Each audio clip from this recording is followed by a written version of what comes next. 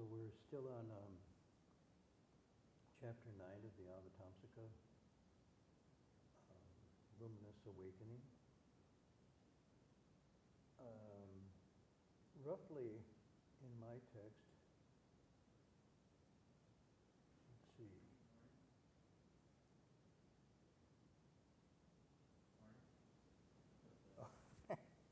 Sorry, I'm so used to not having that.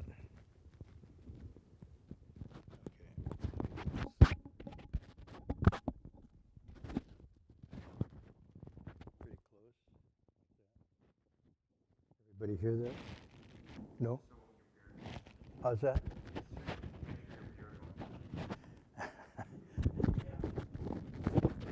It's okay? Hello? Testing? All right.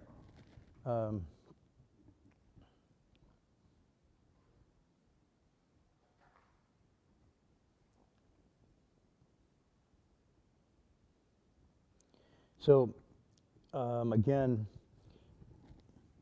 tonight I said I was going to try to thematically try to link together the verses we've been looking at for the last couple weeks. So roughly page, on my digital version here, it's page 41, 42, 43, around there.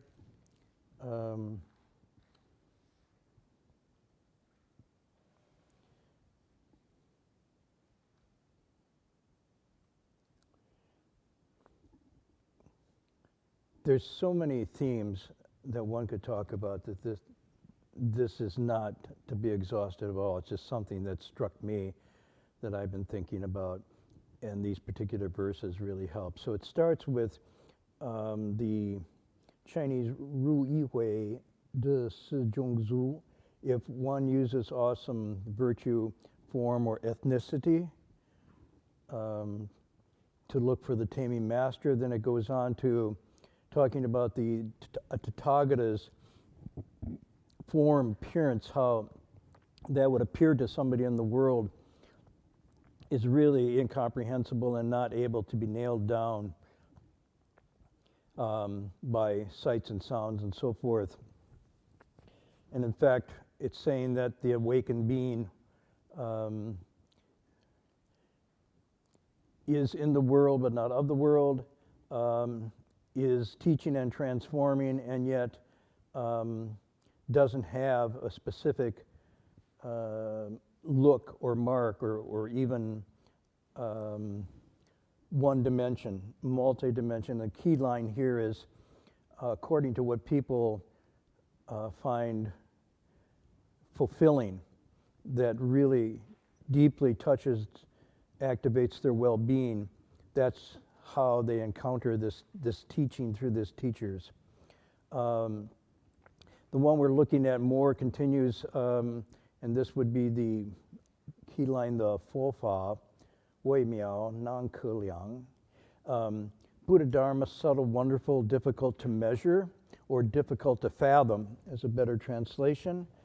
And then it says it's beyond words and language. You can't reach it. Nonetheless, words and language are used to indicate, to point to it. Then it talks about this is not something that even philosophic academic study can wrap its heart, a mind around. But it is something that can be realized even though it can't be necessarily explicated. It can be experienced but not explained. And that's why it says it transcends sophistry.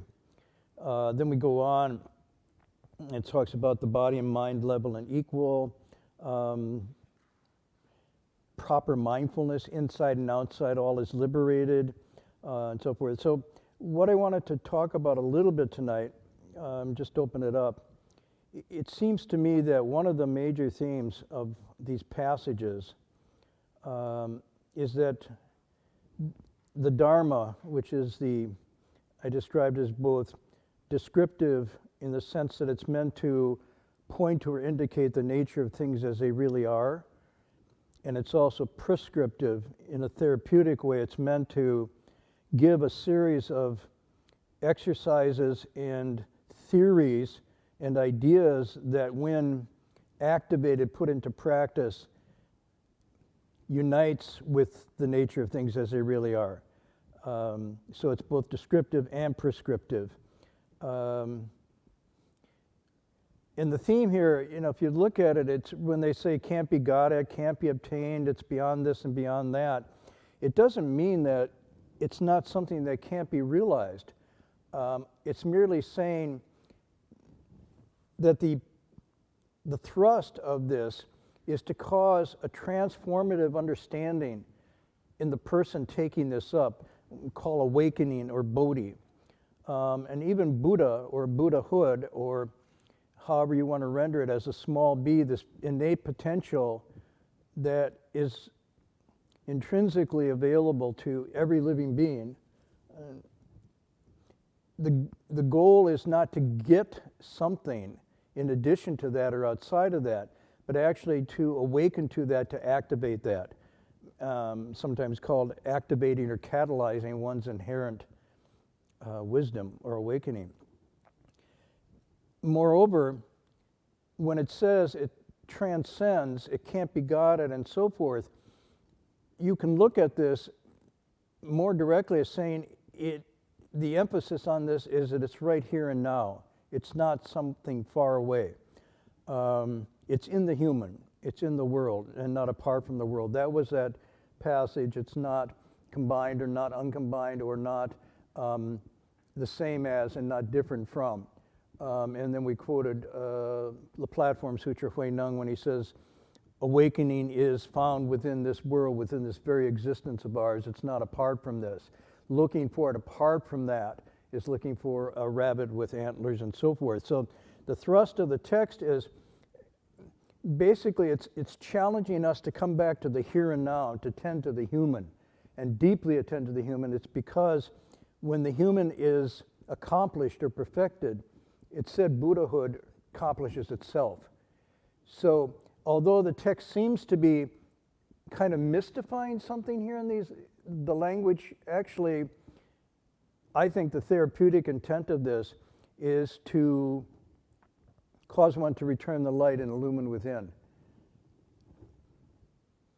And then I gave you two passages that I talked about. One from Ajahn Chah, the forest monk of the recent lineage of our Dharma brothers. And he said, you don't leave the world to look for enlightenment. When you wake up, everything in the world, all the 10,000 things, all the myriad principles are clearly understood. Master Hua was saying basically the same thing. And he used the language of non-dual, that worldly and world transcending are just different ways of understanding, awakened or unawakened. But it's not two different realms, not two different worlds.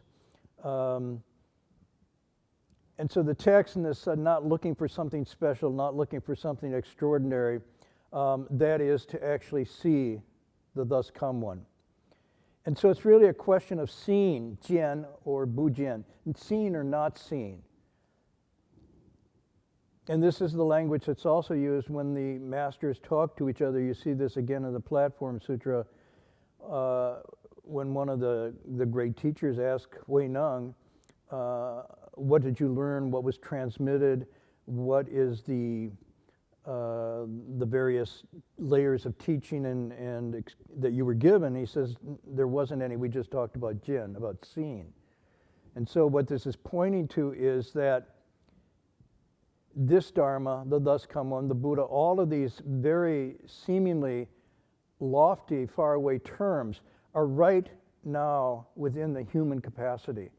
The language is used to point to something that we haven't realized or developed yet, but it's not to point to something far away, distant, and almost unattainable.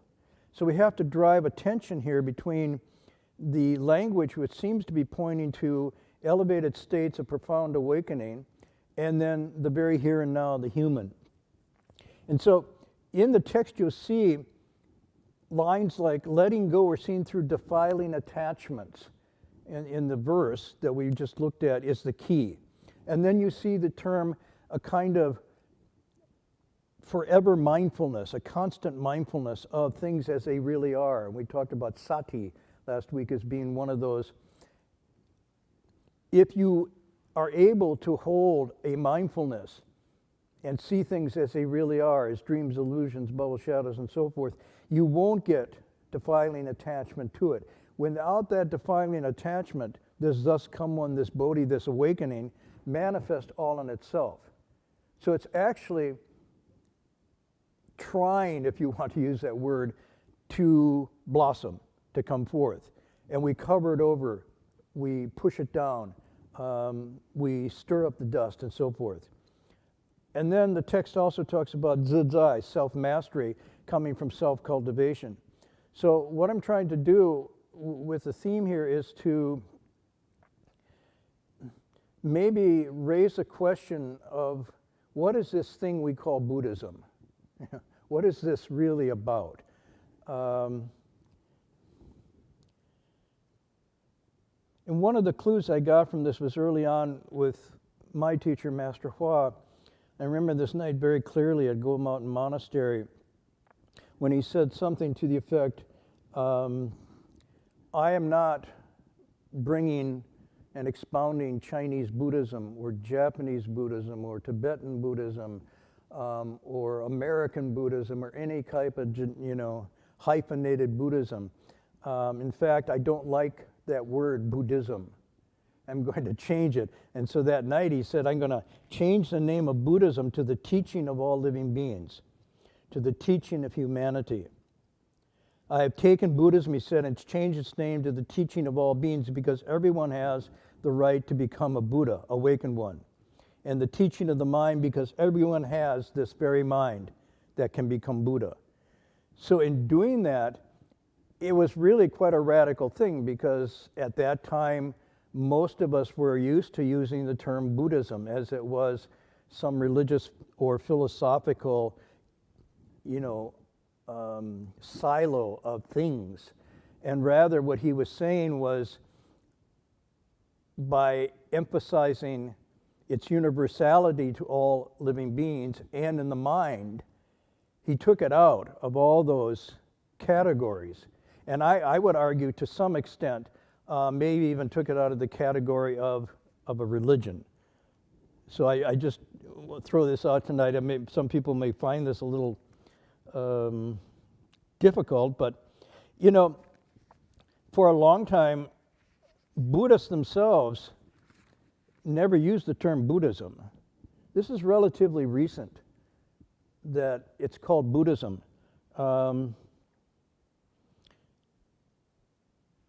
Here in this passage tonight, it's Fopa, Buddha Dharma. And Buddha Dharma really means the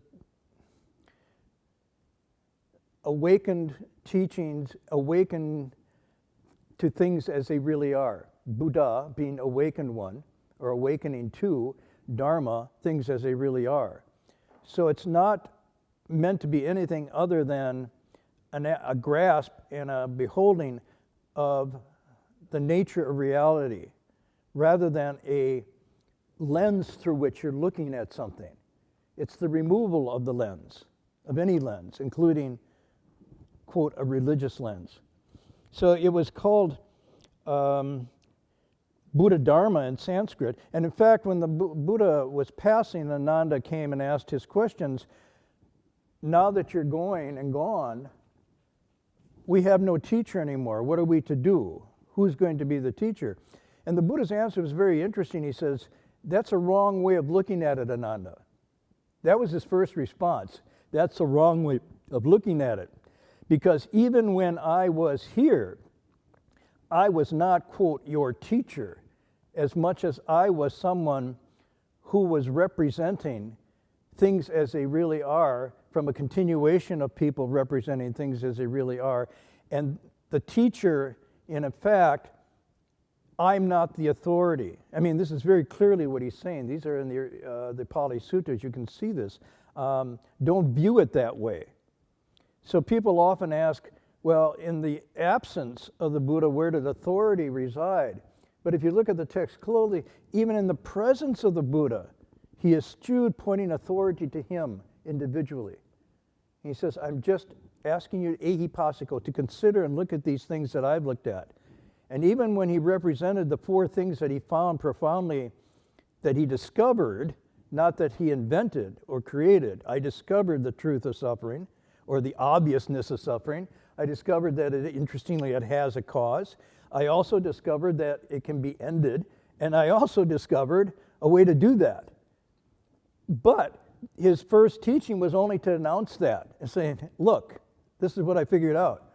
His second one, though, the second turning was critical, and that was he exhorted those to find this out, to take this up and experience it directly for themselves, not to take it on his authority. And the third one, the final turning, is the affirmative, that when they realize it for themselves, they have effectively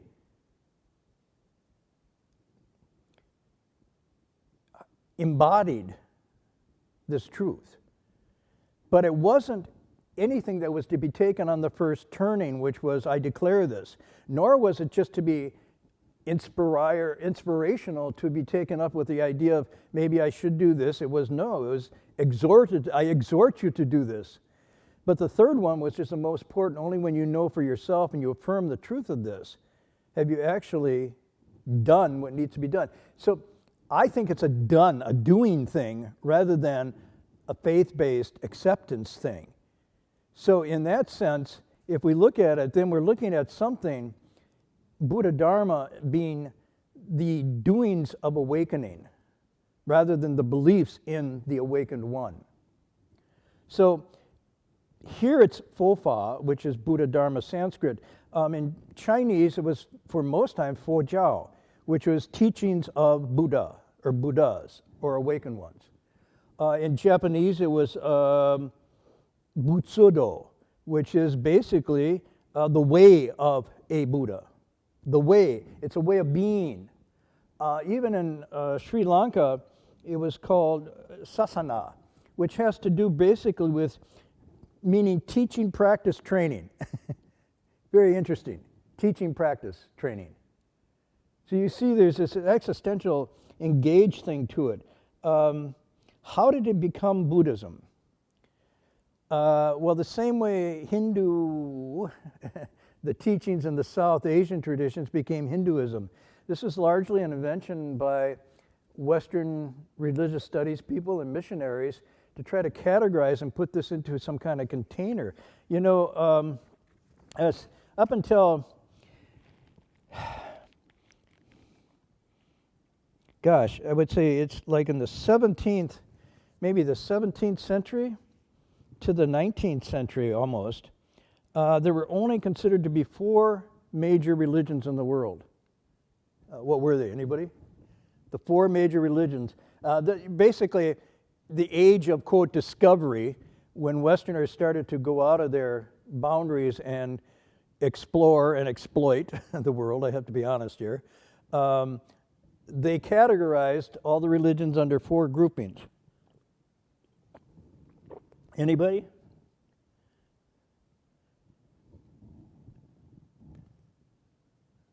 Was one of them like pagan religions? Or Well, okay, so basically Christianity or Christians, Judaism or Jews, what they call Mohammedism, Islam, and then this 4th big category called idolaters or pagans. Okay, so let's see, who was in the pagan group? Well, that was everybody in not the major 3 there. So basically, Taoist, Hindus, Confucian, Buddhist were all grouped into this category of idolatry or paganism. And then the 3 Abrahamic traditions were the markers of true religion. This stayed quite a ways until quite a bit time went on and something happened where there was a movement to try to organize religion in a more scientific way. So basically at the end of the 19th century and the 20th century, as people started to encounter all these different groups, there was an attempt to begin something called scientific study of religion, trying to use the social studies model to organize these things. And that was called Religiowissenschaft. It was from the Germans, meant science of religion. And that's where social studies starts to emerge from. And comparative religions and religious studies all come out of that parentage. And there were two groups. One group wanted to do them comparatively to show that there was an evolving, based on the theories of evolution, there was an evolving ascending scale from the pagans and idolaters down at the bottom, gradually up to one of the Abrahamic on the top. There were other scholars who were more benign and more progressive, who wanted to say they all have categories and things in common. And so together they make up something more universal, but they are comparatively, relatively equal. But what that did was then, it pushed everything that was unique and different into a kind of homogeneous thing. So then the Buddha became a god. And Jesus became, the Bodhisattva then became the savior. And then faith was the emphasis, and so on and so forth. You see, so you have, with that comparative study, there was an attempt to then say, oh, the religion has a founder. Even though the Buddha himself says, I'm not the founder and authority, that wasn't looked at. He was the founder. And then there's these sacred scriptures, and then a fixed body of doctrine that you could put into a catechism or Bible form and so forth. And quickly, Buddhism then became like one of the world religions. And so if you look at books today, you will see Buddhism not as idolatry and paganism anymore, but one of the major world religions. Now, it's interesting, the attempt largely to organize Buddhism under a universal world religion with its agreed upon scripture or Bible and so forth, again, was promoted by Westerners. It wasn't promoted among Buddhists themselves. So if you look at that, when you have someone like Dwight Goddard comes out with a Buddhist Bible in the early 20th century. The person I studied, Paul Karras, did the same thing, Gospel of Buddha. Henry Steele Olcott and Madame Blavatsky, the Theosophist, also came out with their own scriptures for Buddhism, and even went so far as to create a Buddhist flag, because they wanted to have a organized competitor to missionary Christianity that was going around the world. So they want the Buddhists to unite and compete against this. So they try to take all the teachings and put them into one Bible that could be used to promote a reverse missionary movement. And these reverse missionaries came to the United States basically in the late 1890s and early 20th century to reverse the missionary flow from east to west. And these people, these Westerners, were interested in promoting this. So that even now you look and you say there's a Buddhist flag. You've seen the Buddhist flag, multicolors. That's Olcott and Blavatsky's creation. That's not something the Buddhists came up with. So I'm just pointing this out, and it's never been really successful, but it was part of hooking Buddhism, the revival of Buddhism, to neo-nationalism and the reverse of colonialism that organized this into, and now a lot of Buddhists buy into this idea that Buddhism is then this kind of religion. So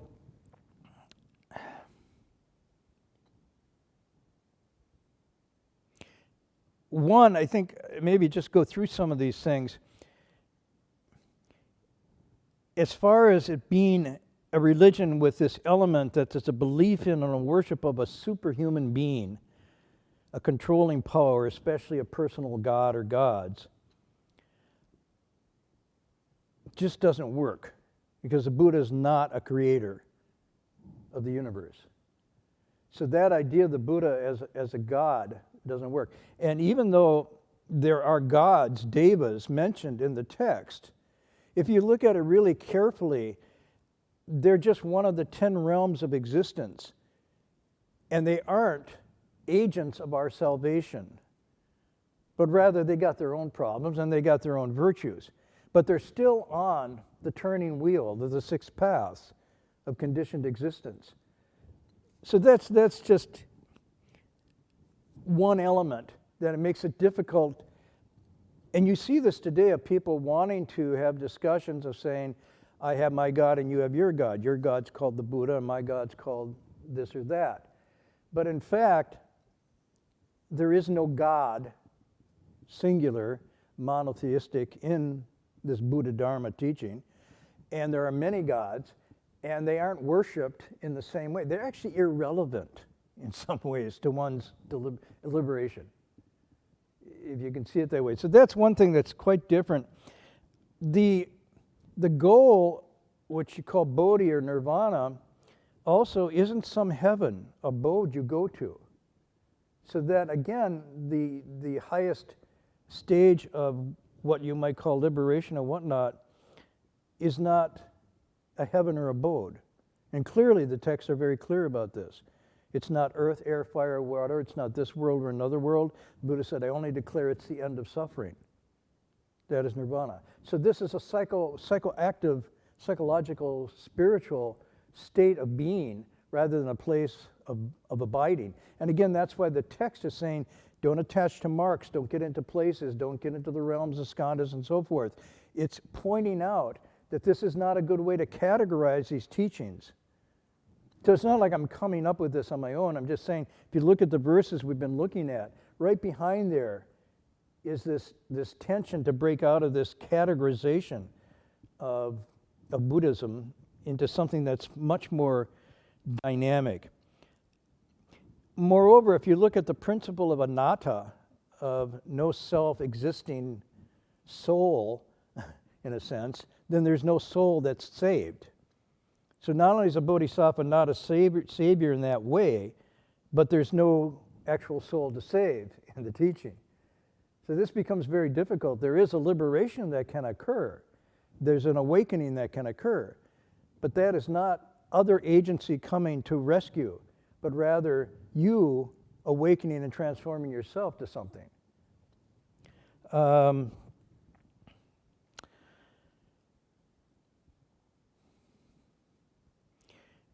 Even this sacred body of text, that the canonical scriptures, you have to look at a little differently. First of all, what it's called is called Buddha Vachana, or word of the Buddha, or word of a Buddha. It can be translated either way. So when the Buddha's passing, Ananda says, who do we take? He says, that's a wrong way to look at it. I never set myself up as some ultimate authority. I merely pointed to the way that I've achieved and encouraged you to do the same. Then he says, you can call it the Dhamma Vinaya. Now, if you look at Dhamma Vinaya, again, what that means is these principles, these ideas to be considered and looked into, and the Vinaya being a discipline or a training to bring yourself into some mode of apprehension or understanding that involves a reorientation of your mind and body and emotions and so forth. It's a form of inquiry. It's a form of transformative, liberated practice, but it's not a philosophy or a dogma or doctrine. So the Buddha, it's close to 400 years, there's nothing written down. There's no body of scripture written down for almost 400 years after the Buddha passes. This, if the Buddha wanted to, he could have. Okay, let's just say the historical Buddha. If he wanted to write something down, they wouldn't start with, thus I have heard. It would be, thus I declare. And that's what the sutras would be. And the Buddha, being of an educated class, could have written down easily what he wanted to proclaim. But he didn't. And I would argue that this was on purpose, not by default. Because, as he says in many occasions, these teachings are catalysts. They're not a catechism. They're catalysts to precipitate a response in the individual according to the unique conditions and understandings and biases and potentials at any one moment. But if you understand that the basic teaching is, and this is clear, and I'd say it's in the Theravada, Pali, or whatever you want to call it, the Mahayana, whatever you want to call it, that all beings have this potential. Otherwise, why would the Four Truths be declared of the Buddha path if there wasn't the potential there to realize it? So whether you're looking at whatever tradition, this is clearly the presumption. And the presumption is, since that capacity for whole, perfect understanding and awakening and liberation is present in all beings and doesn't come from the outside, then by very definition, the teachings would have to be that which activates and opens up and releases that potential, rather than infuses it or brings it in from the outside. So the term is awakening rather than getting or bestowing. It's a very different approach. It's to draw out. Therefore, you look at the specific conditions of the different living beings, and therefore different teachings are taught to different living beings. This is what we call the principle of upaya. So the Buddha Vachana, word of the Buddha, in some of the texts, the historical Buddha himself says, whatever causes this to happen, this liberating release, the end of desires and afflictions, the insights, the understandings, the joy, the kindness, the compassion, whatever activates that is the word of Buddha. It's not necessarily what I said or did not say that qualifies as word of Buddha, not word of Buddha, but whatever brings about these qualities in an individual is Buddha Vachana, is word of Buddha. Now that means it could happen any time. It's not historically linked to one founding person. It's what we call rather diachronic authority, authority occurring and continuing and evolving over time, as opposed to synchronic authority, which happens only at one time. So in the orthopraxic tradition of what I would argue this is, whatever causes that liberated opening of the heart and mind to full liberation and understanding and so forth continues to be the teachings. And whatever language that occurs and whatever genre that occurs continues to be Buddha Vachana. It's not one time at one place. And in fact, see, the problem is, since it was 400 years before it was written, who's to say what that was? Now just think about it. It goes through, there's a number of people listening to this. So it could be, as it's said both in the Lotus and the Avatamsaka, at one time and one place there are differences in seeing and hearing. And so different individuals could have been in the same room as we are all tonight and hear and respond to totally different things.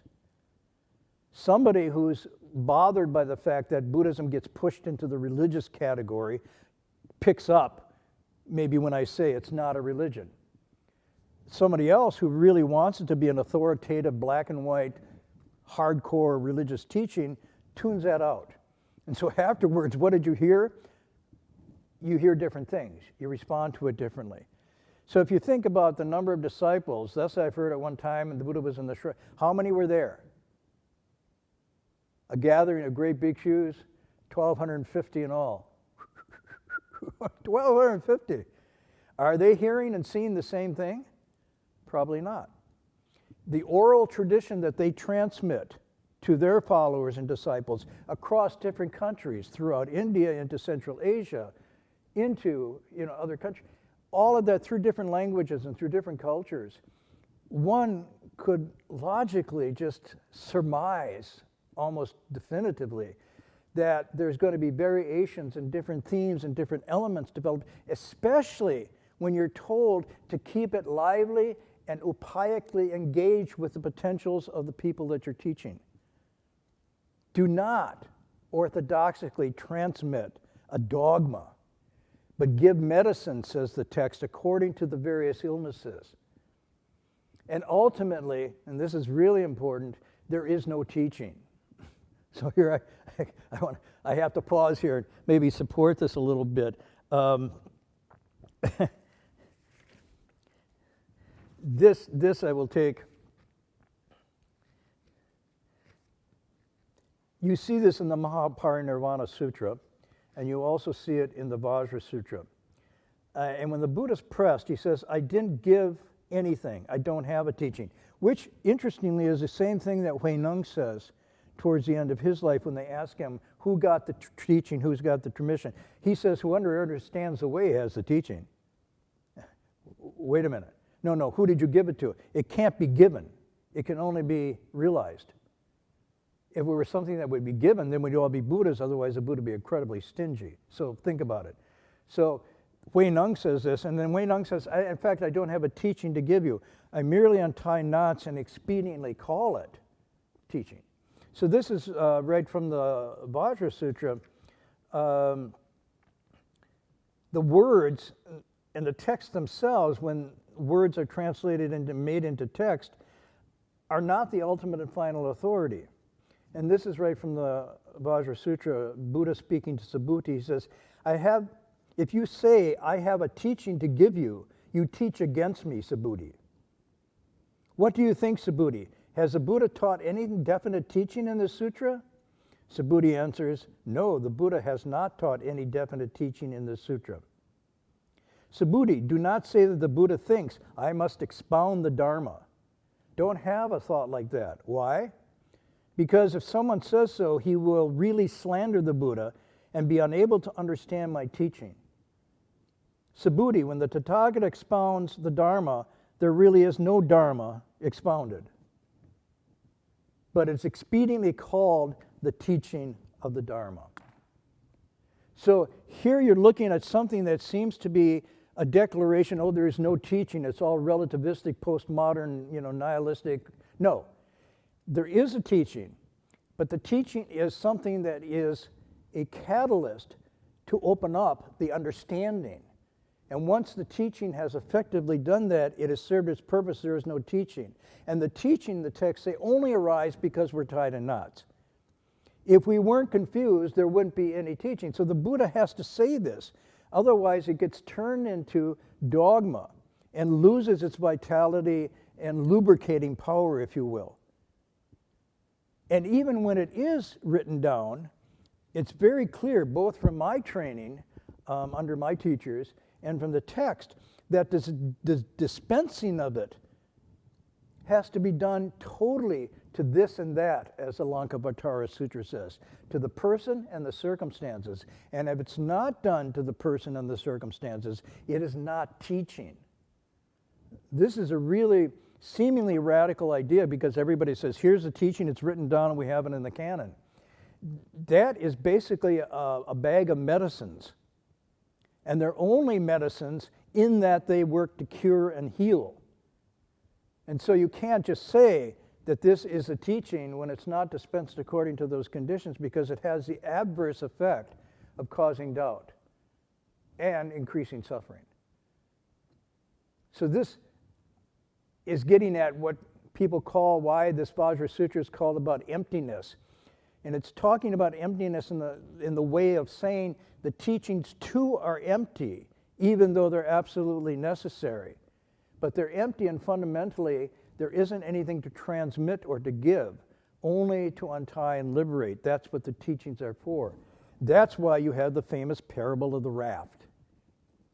When the Buddha says, both in the Vajra Sutra and in the Pali Sutras, you have one person on a shore, and there's danger on that shore, and they have to want to get to this other shore where there's free of danger, and there's this rolling river in between. You know the story. Okay, so, and there's no ferry boat captain, and there's no bridge. How are you to cross over? And the disciples say, throw some sticks together, wrap up in twine, hope it floats, and paddle your butt off, using your arms and legs vigorously, it says, to get to the other shore.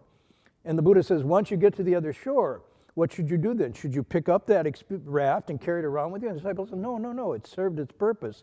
Just let it be, let it break up and go its way again. So too with my teaching, says the Buddha. It's only created because you're on this shore here and need to get to the other shore. Once that Dharma raft has served its purpose, let go of it. You don't carry it anymore. There is no teaching, really. It's an expediently thrown together floating device. So this becomes a very critical to understanding why it doesn't really fit into these categories of a founder with a set of doctrines and dogma and teachings and so forth that make it a world religion. So yes, there are teachings, but they're in the, I believe this, yes, the Lankavatara Sutra, it says, this is where the Chan metaphor comes, finger pointing to the moon.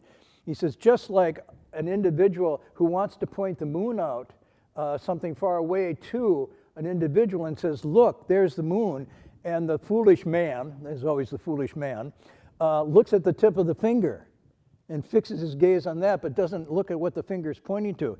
In the same way, if you attach to the teachings without understanding what they're pointing to, you get no benefit out of it. That sutra then goes on and saying it's the same thing if you try to give children rice, but don't cook it first. They won't be able to digest and benefit from it. In the same way, the teachings have to be prepared and measured appropriately to who you're doing it for. This is from the Lankavatara Sutra. The other thing is very important to understand that the canon, or what we call these teachings then, is open, not closed. So in most religions, you have the book. You have a canon that's established and closed as the word of X, Y, and Z, or whatever the God. But here you have an open canon. So the teachings are evolving. They're opening. There could be new ones. If someone awakens to Anuttara Samyak Sambodhi in Los Angeles and starts teaching to the potentials of LA, this will be Jungfa, proper Dharma. This will be the teaching. Now, how do you verify that? That could be lectures and talks and discussions we could go through. But actually, the Buddha gave methodology and criteria by which you could determine whether or not that was the Dharma. So this is a very interesting way of looking at what these teachings are rather than calling it just a religion. I would say there is an element of faith, clearly, in this, but it's not faith as final. The goal is not to just believe, but it's faith as functional, it's operative to get you going. It's like a hypothetical trust that you initially have, and faith is rewarded with gnosis or understanding, not with more faith. So even though there's faith, it's a source of the way, but it's not the end of the way. I could go on, but I think I want to maybe just stop. There are people that have seen this, and increasingly, I mentioned some of them, there are scholars of the Buddha Dharma, and increasingly more, who are beginning to understand that this imposition of religion or philosophy or whatever on top of these teachings is a shoe that doesn't quite fit. Because we've always been trying to take this, if you will, a square peg and hammer it into a round hole. We have world religions or a philosophy, and then we take this teaching, which is, let's say, square for the sake of argument, and trying to cram it in there. And in cramming in, if you cram it in, you may get it, but you take off the really sharp cutting edges of it, and you end up with something that doesn't have the therapeutic thrust that it should. So I mentioned this, and I'm trying to build a portfolio of scholars that are increasingly more sensitive to this and really speak better than I could about it. One I mentioned was Richard Robinson, who I wanted to study with, but he died before I could at my university. I mentioned earlier Konza, who said, these are spiritual texts and only the spirit can fathom them, and no amount of linguistic erudition will ever penetrate them. He says, I can't believe that people try to understand these through linguistics and philosophy only. He says, unless you're cultivating basically Shila and Samadhi, you're never going to get what these texts are about. That was in the 1950s. Let me read you this passage tonight. This is another one that I found. This is from a scholar of religion at the University of Chicago some years ago. M.G.S. Hodgson is his name. And he says, Buddhism was framed through a particular Eurocentric lens that distorted our understanding of it. A particular bias of Western thinking defined Buddhism as an ism created by Gautama himself, instead of what it really was, a cumulative tradition with a different sort of validity to it entirely. A cumulative tradition, not an ism with a founder like that. And he says, this framing of it as ism presumed three things. One, the Buddha was a systematic philosopher. He says he wasn't. 2, that the first form is the best and most genuine. If it's cumulative, then the first form could be like a beta version. And 3, he says, that a religion, quote unquote, is a doctrine, a system of which all else is the logical consequence. Then he says, none of this is true of this Buddha Dharma.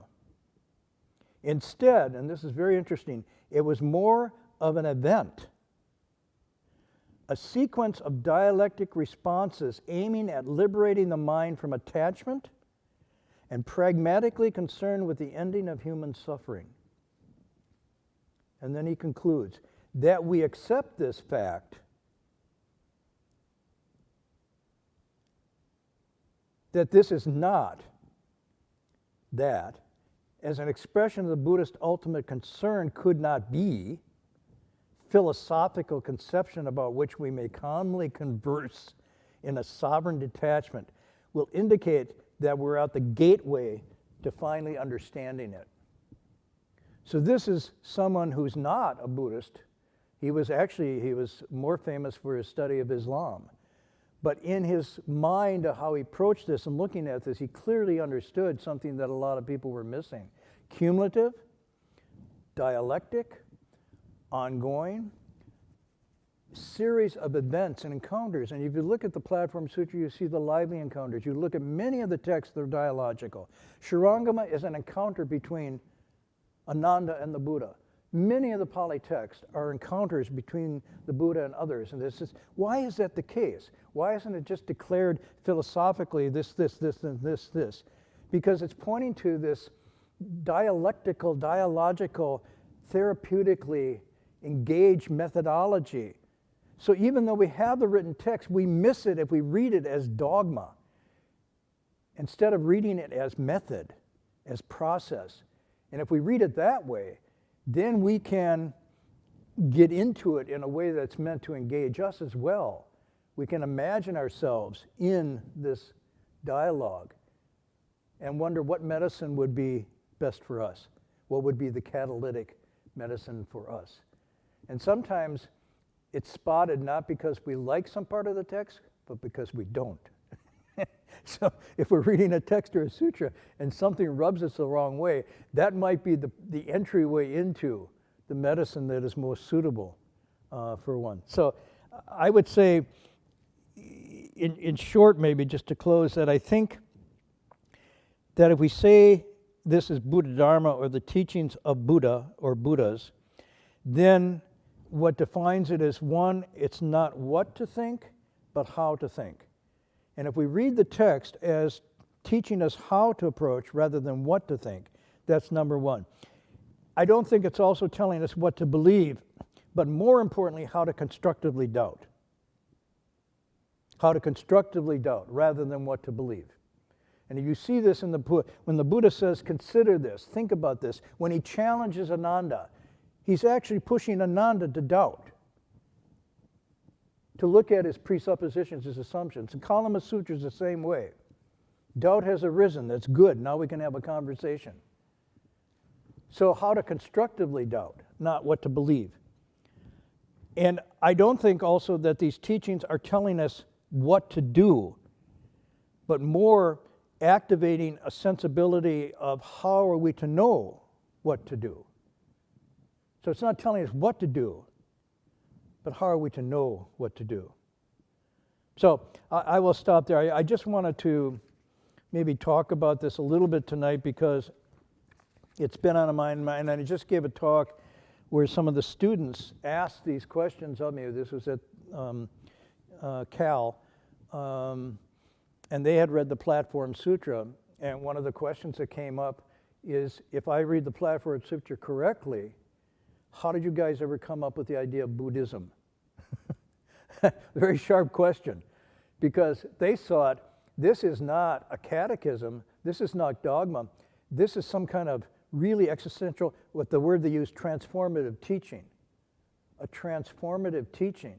So why do you tag ism on the end of that?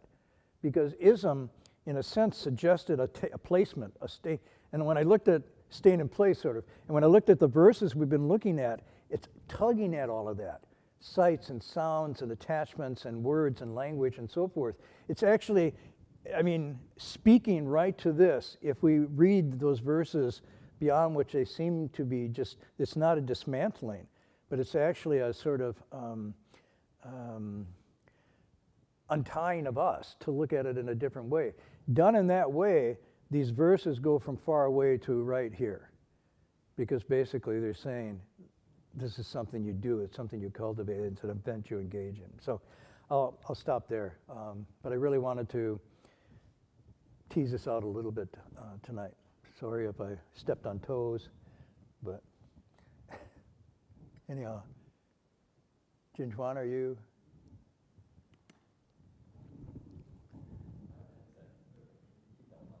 I can turn this, Alex, can you turn this off? I don't know how to do it.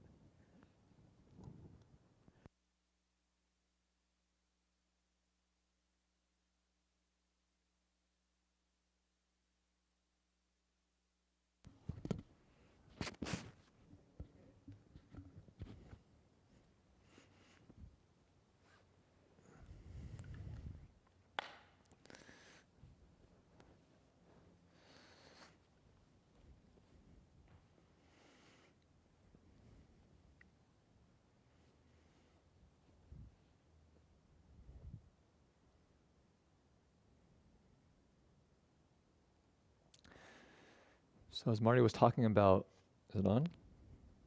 Wait, okay, lock? Okay, lock? Good? Is it too quiet? Here. I'll use this guy. I'm not sure because we're not playing. You can hear me? Okay, great. So as Marty was talking about the Buddhism not actually being Buddhism, there was a story that I actually discovered in one of the classes with Marty that really drove the point home for me. And it comes from a book called Orientalism and Religion. And I think the subtitle is Post-Colonialism, India and the Mystic East. So let me just read you the kind of the dialogue that happened in this book, which I thought kind of really struck me.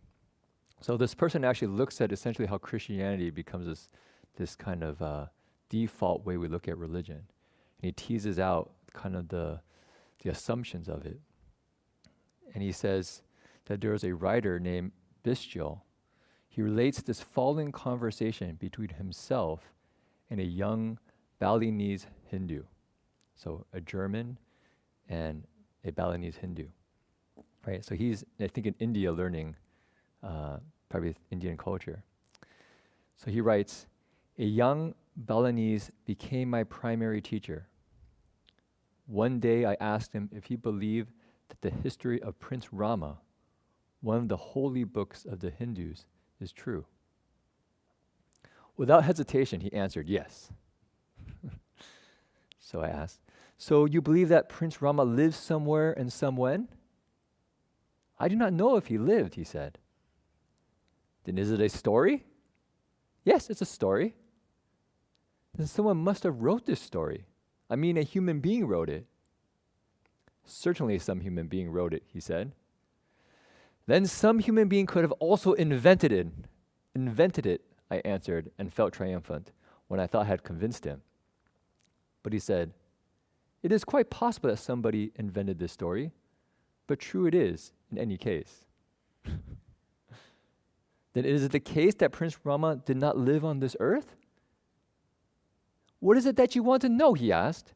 Do you want to know whether the story is true or merely whether it occurred? Interesting question, right? Okay. Then this German says, the Christians believe that their God, Jesus Christ, was also on earth, I said. In the New Testament, it has been described by human beings. But the Christians believe that this is a description of the reality. Their God was also really on earth. My Balinese friend thought this over and said, have already been so informed. I do not understand why it is so important that your God was on earth. But it does strike me that the Europeans are not pious. Is that correct? Are not pious. Are not pious. Is that correct? Yes, it is, he said. Yes, it is, I said. And the reason I thought this was a very interesting dialogue, especially that last kind of comment by the Balinese Hindu, saying, so you believe that, Jesus was God on earth, but does that actually influence the people's lives now? How does that change their lives? That's what's the kind of pointedness of his question. But I think it goes to the point what Marty was talking about today about orthopraxy over orthodoxy as a potential way to look at things. And I remember kind of coming to Buddhism in the beginning, and there's definitely a sense of trying to figure out, is this true? And wanting to make sure I have it right. And I actually really tie myself in knots, trying to confirm my faith in something, wanting to know it's absolutely true. But what was I using? I was using my conceptual mind that was trying to grasp and cling. And it didn't really work. And I think because this text here clearly says it's not something we get by kind of clinging to and attaching to and saying, I got it. This is the right one. Now that's it. I have the way. Rather, it's actually something that you listen to and you use to transform yourself. And so I was really struck also by the beginnings of the sutras. As Marty just said, it doesn't start with, thus I declare, or thus it was declared, or thus it was said. Right? The Buddha has told Ananda, how do you start the sutras? Thus I have heard. I think it's a very interesting way to start a text if you think about it. Thus I have heard. Because actually it's very authentic. This is what I heard. And as Marty just said, many people could hear different things. But Nanda comes forward and says, this is what I heard. And he shares it. And as we repeat it, if you just imagine us going and sharing with somebody else, this is what we heard. And this tradition is passed on generation by generation through hearing, through understanding. Rather than saying, I've locked it into one truth, this is it, the end. It's a kind of, as Marty was saying, a cumulative tradition, a therapeutic, transformative teaching, not a dogma that we cling to and then think we're okay. So I think this actual text points to something quite important for how we approach the Dharma, because if we approach it in one way, we're trying to hold on to it in a kind of literal, fundamentalist truth, and say everything else is wrong because we now found it. Actually, that's a definition of wrong view in the Buddhist tradition, and it can lead to a lot of suffering. But if we can actually learn it in a skillful way, that it's a useful story that helps us transform ourselves, but at some point we have to put it down when it's appropriate to put it down, and maybe pick up something else or share with somebody else, then it becomes something that rather than binding us, becomes something that liberates us. Okay, so maybe just that much. I just thought that was a fun kind of discussion between a German writer and a Hindu teacher. That gives you a different sense that there's different ways of coming at this world. Yeah. Okay. So maybe some announcements. Today, still the 10,000 Buddhas repentance. It's going to be going on till, I think, May 7th. It's online too. Yeah, it's online. I know a lot of people are participating, and it's quite wonderful because you can actually bow and also see the text. So you don't even have to flip the page. It will just flip for you. And there's no Amitabha session, which you probably discovered for those who are expecting an Amitabha session, because it was going to start today. We postponed it to May 21st to 23rd because we didn't want to overlap the bowing session. There's also the Buddha's birthday, which is on May 8th, I believe, at the 10,000 Buddhas. But we also plan to do it on May 21st here at Berkeley. So other than that, we have our regular schedule that people can join in with for the morning recitation, meditation, Dharma reflections, and 3 steps, 1 bow, and all our regular evening classes. And is there anything else that's going on in the monastery that I'm leaving out? Oh, we are starting a little bit with opening up the monastery. So Thursday and Fridays, if people wish to come and meditate, you can find a place to register online. We ask that people come to meditate vaccinated and also masked, and also we'll distance. And we just kind of want to be safe, but we're going to just start out little bit by little bit. And as we get more experience and we find that it works, then we can open up safely over time. So yeah, okay. If that's it, then maybe we do our dedication of merit.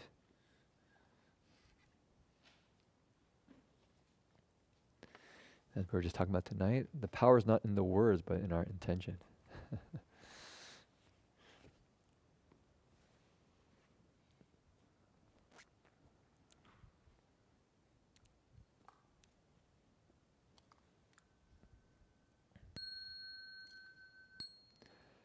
May every living being, our minds as one and radiant with light, share the fruits of peace with hearts of goodness, luminous and bright.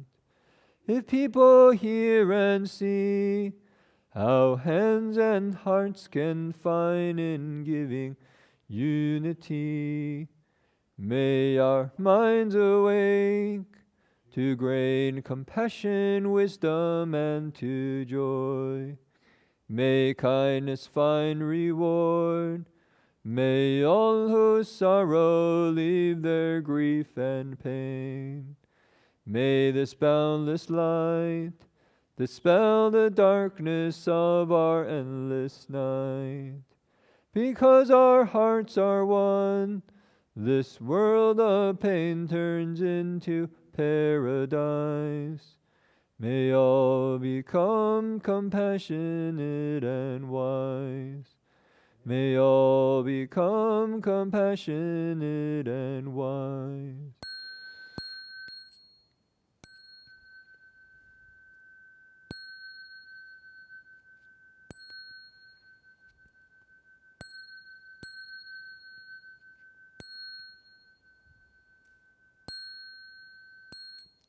Bow in respect to the Venerable Master.